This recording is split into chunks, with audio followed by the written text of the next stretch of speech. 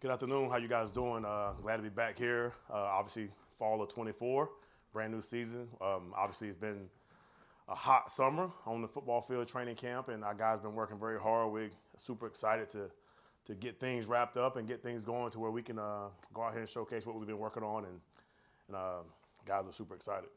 Any questions?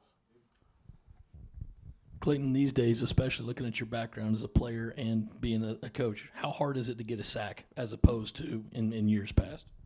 How hard is it to get a sack? It depends on who you're asking, what position, but it's different these days. Obviously, sacks, and you definitely want to get those, but with the RPO game and things like that, so that has made it harder to get a sack, and obviously protecting the quarterbacks these days. And I mean, it's not that much harder than it used to be. It depends on who you're asking, what player, what position. But I think for the most part, it's kind of the same. But it can be difficult in certain games based on the scheme. Do you feel like you've learned anything new about your group these last few weeks, or is it pretty much the same as it's been for the rest of the year? No, I definitely learned a lot. Anytime you go through tough things, we had a meeting in here one day. We talked about how close we are because of the things we've been through.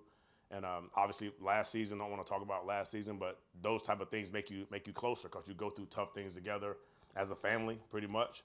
So we've learned that we know we're still stuck together. We're still together.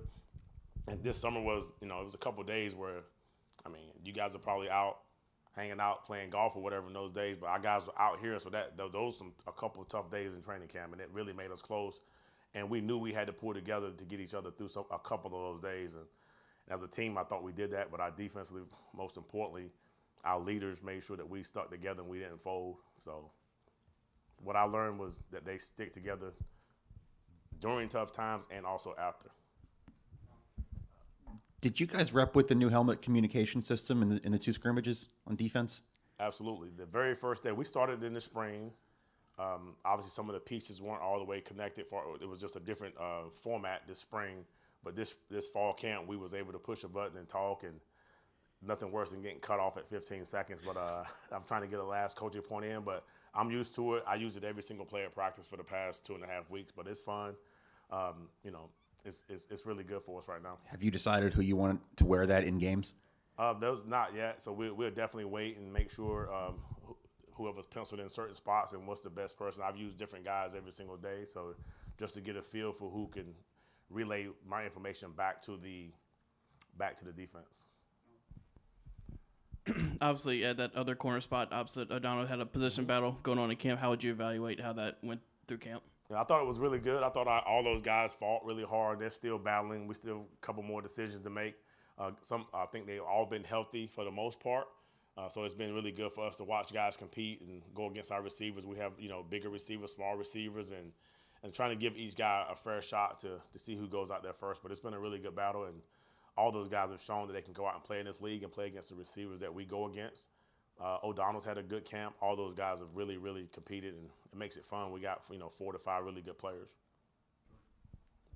Next to Debo at linebacker, what's that competition like? And do you have someone at a pole position for that spot? Right now, Debo, between Debo, Bengali Kamara, Demetrius Knight, and Bam Scott, those 4 guys, we have 3 on the field. Sometimes we have 2. Sometimes we have 1. I tell those guys, I can't put all 4 of you out there for the most part. So just stand strong and understand how your role is and do a great job at your role when you're in there. Play great, do your best, and we're trying to stay away from who, what, depth chart, and all that kind of stuff. That's gonna we're doing everything right now to keep us together much as possible, long as possible. Yeah, you brought up Bam. What's your expectation for him this year, and how do you feel like he's progressed throughout the summer and in fall camp? Yep. Expectations is something we always talk about as standards, and we just try to keep everything high. It's not just about the end result; it's about how you're going through the process. And I think Bam has really, really improved in that area. And he wasn't far off, but he's definitely picked up his play on and off the field. And I think that it's only going to be he has a bright future. He's doing a really good job on all aspects, not just the physical part, but the mental part, and also bringing his teammates along. But high expectations and standards on an everyday basis, not just the end result. And he understands that, so, yep. How do you evaluate the safety position after Nick and DQ right now? The best way to evaluate it is to put those guys out there with the first group and the second group to see just who can understand the defense, who can kind of get guys moving around, who can take the leadership, who can get a corner off press when it should be off and get him up in press and do it at the same time while you also have to do your job and run fits. And so we evaluate it. It's on every snap basis. So we have 3 or 4 guys right now that are really stepping up between Peyton and Gerald Kilgore and David Boosie, and those are the main 3 right now, to be honest with you. That's kind of stepped up, and they're doing a really good job. And those guys are learning from Nick and DQ. I think that's the best part. And also we also rep Jalen Kilgore at safety too, just to make sure we're deep at that spot.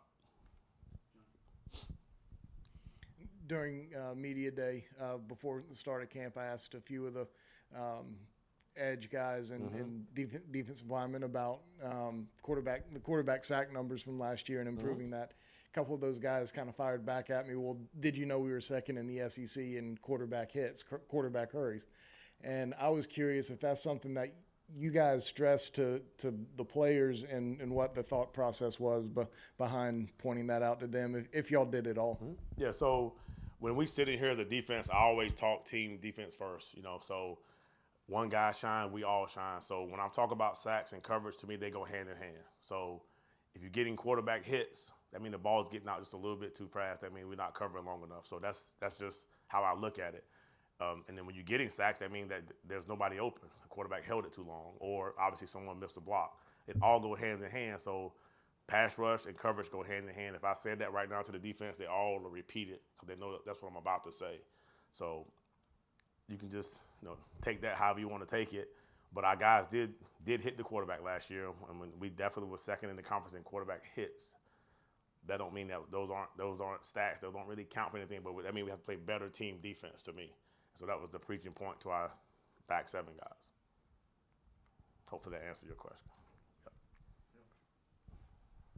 How's Dylan Stewart progressed these last couple of weeks? He's gotten better every day. I mean, he's a talented player. Some things you can't hide from it. But there's also a lot of learning and growing up for Dylan, and he's getting better every day. Coach Sterling's pushing him. I'm pushing him. Coach Robinson pushing him. Coach Beamer, the offensive coach, pushing because they see something special in the kid, and every day he's getting better. He's learning, and things are now he's back into a new transition. Now it's school and fall and game. So now we got to kind of train him back up, make sure he understands the process, and this is how your day should be. But great kid, comes to work, does his best that day. He's a freshman still, but he's definitely is progressing and has a outstanding, definitely a bright future. Some of the guys were mentioning at the scrimmage, they were always going in fresh because there was so much depth in the front 7. Does that change what you can call when you're always going to be able to have fresh bodies on the field, or no? Definitely changes what I can call. So it's just because when you're not deep, you can't call certain things. So on the flip side, it definitely changes. During scrimmages, I saw the hockey shifts of the D-line. I was like, okay, boom, let's not drop them. Let's rush them because they're fresh. And O-line don't really sub that much, and linebackers don't. Running backs, they do sub, but for the most part, the offensive line kind of stays stagnant unless there's an injury or a helmet pop off or something like that. But it's a big difference because you want fresh legs to take advantage of whenever they're in there. And it's been fun so far.